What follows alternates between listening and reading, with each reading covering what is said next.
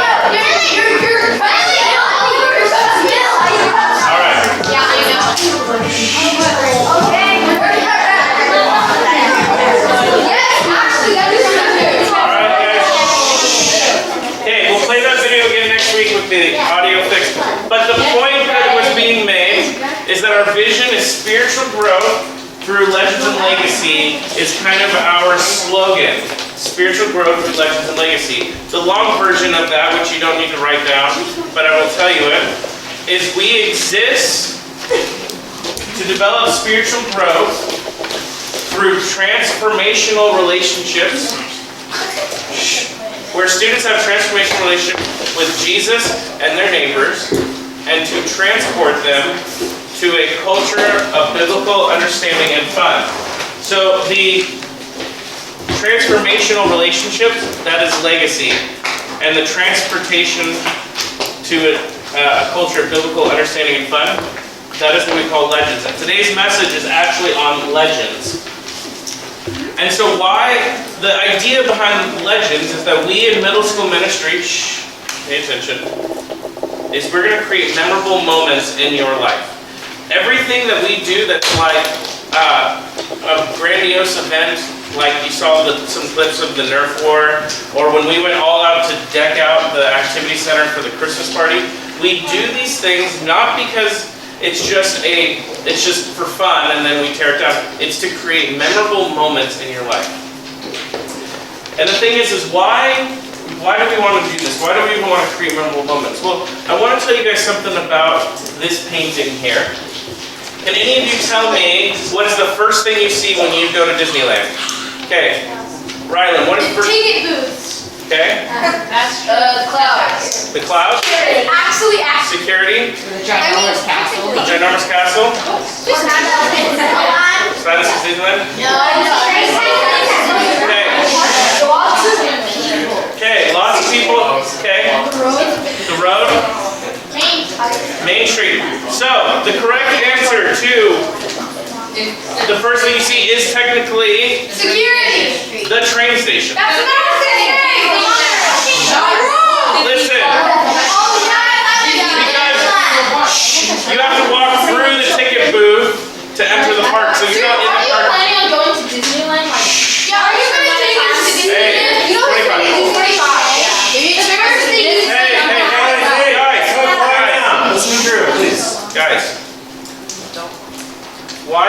important is for a reason. Most people will say the first thing they see is the castle. And the reason why is because they walk underneath the train station hill to go into the park. That hill actually exists all the way around the whole park. It's called a berm. And the berm is this concept that whatever is inside the berm can't see out, and whatever's outside the berm can't see in. And Disneyland designed this so that you would be what is called immersed into the park. And the thing is and when we experience church, when we experience camps and retreats, there is some level of going through a berm. For Catalina, it's getting on the boat and traveling an hour and a half to an island. All of a sudden, everything you left in Camarillo is behind you. For Fryathon, it's a 6-hour bus ride, all the way up north. 8 hours. And a 6 to 8 hour bus ride. Shh. That once you get there, the world is behind you. And Fryathon is our high school camp. So why does this even matter? And then we're going to go through that looking at the Bible. The first is from the Exodus story, and I'll tell you, this is the very end of it, so go back for a slide. Go back, yeah. Why do we want to create memorable moments? So in the Exodus story, you guys, Moses is the one who is in the Exodus story. He goes into the promised land. He goes back into Egypt, and he goes and gets the people, and he frees them, and he fights the Pharaoh through, like, he says, let my people go. Pharaoh says no. Moses says, okay, God is gonna do one of the plagues. He does 10 plagues. They get out, they escape, they cross the Red Sea by parting it, and they're heading to the promised land. And they do the Passover because of the 10th plague. The angel of death literally passed over the people of Israel. And so they do this, and they say, do this every year to remember what God has done. But early on, when Moses is first back in his little town, because he ran away from Egypt, there's a burning bush. And the burning bush is saying, Moses, I want you to go. And he's like, I can't do this, I can't even really talk. And he says, okay, fine, I'll do it. But who are you? Like, who is the deity that is in this fire? And God says to him these words. He says, I am who I am. He says, say this to the people of Israel, I am has sent you. God also said to Moses, say this to the people of Israel, the Lord, the God of your fathers, the God of Abraham, the God of Isaac, and the God of Jacob has sent me to you. These are all famous people in their history. This is my name forever, and thus I am to be remembered throughout the generations, throughout all generations. I am to be remembered throughout all generations. You see, this was the start of the trajectory that Moses would be on, where here he is saying, God is saying to Moses, I will be remembered. And then he does incredible things. And if you know a little bit about Old Testament mythology and theology, at that time period, every other religion, every other culture believed that their God was more powerful. And what they believed is when nations would go to war, it was one God versus another God, and whatever nation lost, their God died. And so you have this little God in the desert that Moses is with, going to Egypt, and Egypt's like, wait a second, we have all the most powerful gods in the world, because we win all the wars, we're the most powerful nation on earth. How are you going to possibly measure up? And God showed up. And he says, I will be remembered through all the generations. The first point is that we need to remember what God has done. The reason we have memorable moments is to remember the actions of what God does. And in my life, and I think in a lot of your guys' life, we can remember the times and the moments where God became really real to us.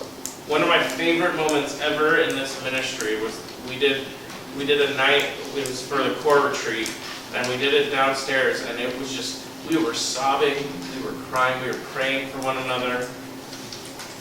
And the thing is we all in that moment, I think, felt the presence of God moving in our lives. We had a moment like this in Mexico last year, where we basically partook in remembering the Passover itself. Yes, Jules? Why are you talking about a high school event?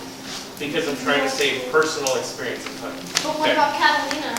Catalina was also, the worship was so good again. For me, I remember what God has done in my life through worship. Now the thing is this is not the only reason.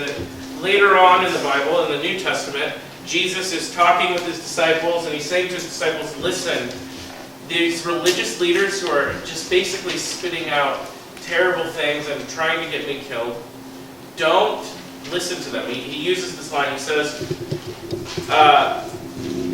watch and beware of the leaven of the Pharisees. Watch and beware of the fruit or the food that is coming from them. It's not a literal food, it's descriptive of their words. And so the disciples are kind of dense people. They're kind of, they're not always the smartest. So they kind of respond, they go, oh, well, if we can't have their leaven, what about us? We don't have any bread. And Jesus replies and he says these words. He says, do you not even remember the 5 loaves and the 5,000? Do you not remember that I did miracles where I was able to split bread? Or what about when I did the 7, there was how many baskets were gathered after? Or the 7 loaves for the 4,000 because he did the miracle twice? And how many baskets you gathered? Do you not remember that? Do you not remember this moment in our ministry where God did something really important, where Jesus was able to do this miracle? What he's saying is now he's using that moment as a teaching illustration to say, trust me, rely on me, rely on my words because I have proven myself. So the second point is that we need to have memories that God can use. So why do we create legendary moments? Because we want to remember what God has done and have memories of what God can use. Now the thing is several students have come to know Jesus from the big events that we've done. And that is, they will remember what God has done for them. Maybe one of you it was really powerful to see a friend come to know Jesus. One of the students who's not here today, his really good friend, they grew up together and they spent a lot of time together. And basically this kid did not want anything. So the student who comes here brought a friend. The friend wanted nothing to do with Jesus. Wanted absolutely nothing. And he said, okay, I'll go to your nerd works, that sounds like a lot of fun, but I don't want anything to do with this church stuff. And so the student who comes here, he brought the friend, and the friend came to know Jesus at the nerd corps. That's super awesome. And that friend can now look back and remember what God did because of both his faith to invite his friend, but also these moments that we have. And the thing is when you guys get older and you look back and you remember youth ministry, you will probably never remember this message. If you do, I will give you $5. But you probably will not remember. Okay, I remember right now. It's on YouTube, Drew. It is on YouTube. But I'm memorizing this now. okay, there's 29 of you here, honey. We need to save $145. Yes, I did.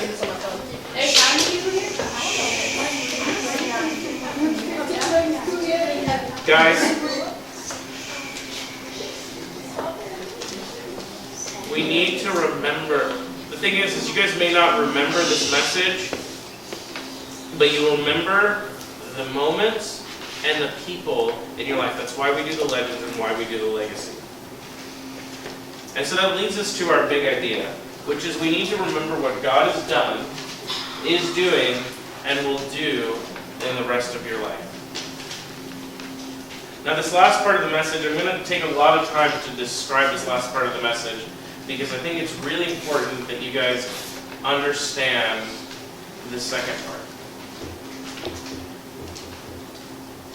In the Old Testament, there are 2 really good stories that describe the memories that we make and what people did to explain the memories. Now, I don't know if you guys know this, but the seas were actually parted twice in the Bible. The first time was the Red Sea with Moses, and then the second time It was with Joshua. Now what happened is there was the Ark of the Covenant, which is God's really his dwelling place. And when it moved, God moved with it. And so there's this thing, and if you've seen Indiana Jones, how many of you have seen the first Indiana Jones? Okay, the really awesome thing that kills all of the people and they all melt and it's really gross. That's the Ark of the Covenant. Okay, so understand this is a powerful thing. And in the Old Testament, when it moved, God moved with it. And if you were in its way, and the people who were faithful were the ones carrying it, things happened. Wars just shut down. Okay, so this thing's moving, and they come up to a river, the Jordan River, and it literally says Joshua went to the people, and he said, you need to consecrate yourself. That means make yourself holy. That means honor the Lord in what you did. For tomorrow, God will do amazing things. And the next day, they took the ark. The people of Israel, in full faith, took the ark and they walked down, and the Jordan split. And they crossed it. And it says once everybody had crossed it, it says what they did was they went back and they put stones and they stacked up the stones. They stacked up 12 of them to explain the 12 tribes of Israel. They made it. And this question was asked. It says, what do these stones mean? And Joshua says, tell them that the flow of the Jordan was cut off before the Ark of the Covenant of the Lord. When it crossed the Jordan, the waters of the Jordan were cut off. And these stones are to be a memorial for the people of Israel forever. Yes, Will? Are we going outside to bring the shower?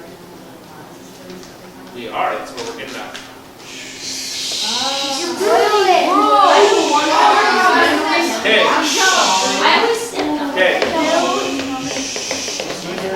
Okay, and the second story that I want to explain to you.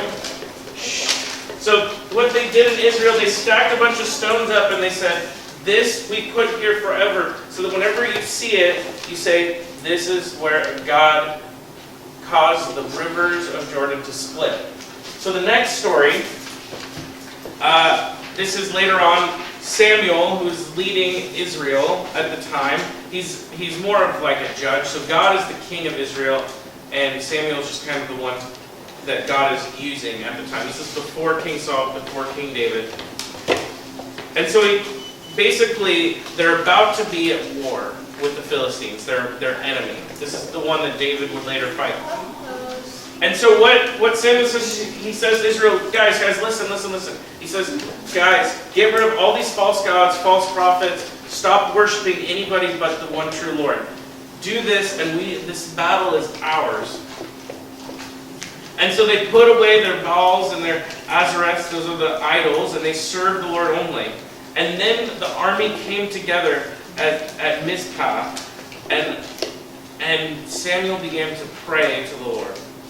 And when they assembled, they drew water and poured it out before the Lord to honor. And they fasted and they confessed that they had sinned. And Samuel was serving as their leader. Now, they were all camped. Yes, Will? Baal. I know. I said it wrong, but that's okay. Baal. Okay.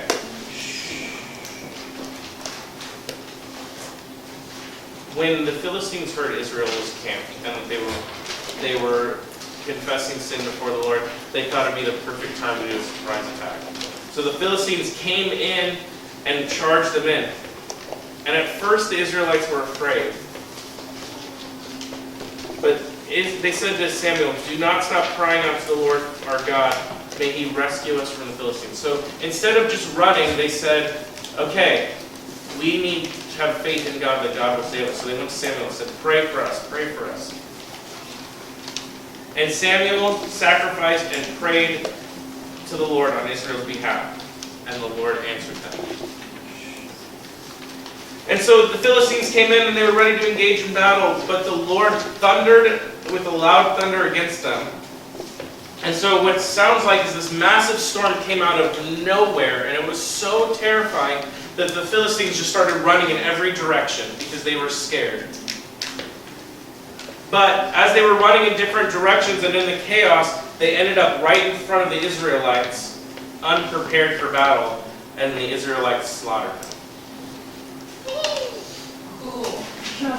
And so after the battle, they took stones and they stacked it up, and it says here, then Samuel took a stone and he set it up between Mizpah and Shen, and he named it Ebenezer, saying, thus far the Lord has helped us. If you guys have ever heard the term Ebenezer, you've heard Ebenezer Scrooge, but an Ebenezer in a biblical context is a stack of stones to remember something. My wife and I, in our wedding ceremony, instead of doing candles or doing a sand ceremony, we took rocks from our hometown and a rock that represented Jesus, and we stacked rocks. And when Thomas was born, we put more rocks in. And we created our own Ebenezer to remember these moments of what God did. So now I would like you guys to quietly, we're going to walk outside for the last part of this.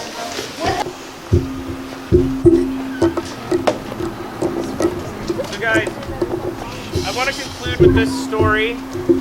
Okay, this is an Ebenezer. But this Ebenezer is very special.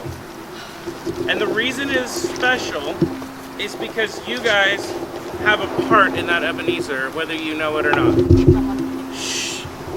In 1991, 1992, a bunch of the elders of the church, like Dan over here, he's an elder of the church now. A bunch of the elders, they got together, and they were at a cabin up in Fraser Park. And they spent some time off one-on-one praying to God for what was next for our church. And each one of them heard God say to them, individually, apart from everyone else, that our church needs a youth ministry. And so they came together and they shared it, and they realized that God had called them to start a youth group, a youth ministry at the church, and they were going to allocate funds to make this happen. And this happened in 1992, and what they did that day is they took a bunch of stones from right there at the cabin, and they stacked them up, and they put it in concrete, and they put it right there. And that is a stone to remember that our church has a call to have youth ministry, to minister to you guys. That stone is a memory for you and for what God is doing. So we need to remember what God is doing, what God did, and what God is going to do. And so we're going to sing this last song, and in one of the verses, it actually talks about raising our Ebenezer. And guys, this is our Ebenezer. We didn't put it here. We weren't the ones that God called, but you are the recipients because God knew you would be here this day. And we need to remember what these faithful men heard back almost 20 years ago. So let's do our last song of worship. So let's stand to worship.